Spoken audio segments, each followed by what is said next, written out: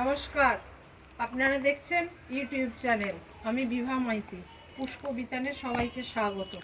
আজকে সাবজেক্ট হলো সবজি গাছ। সবজি গাছের মধ্যে বেগুন গাছ, চিচিঙ্গা, লাউ এগুলো আমি টবে বসিয়েছি।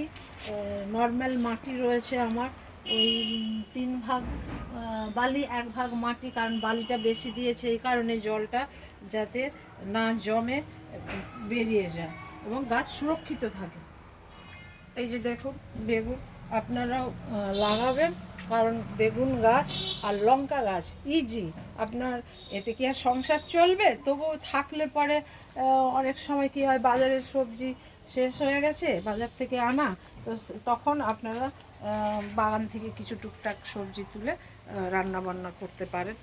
এই জন্যই আপনাদের বলছি, বেগুন গাছ হোক বা লঙ্কা গাছ হোক, খুবই সহজ, খুবই ইজি।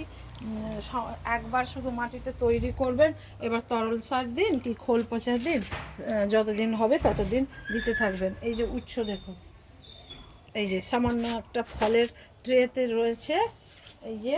আর শিম এর সাথে একসাথেই আমি দুদিকে বসিয়েছি। শিম আপাতত এখনও হয়নি, আশা করি হবে এবার। ধন্যবাদ, নমস্কার।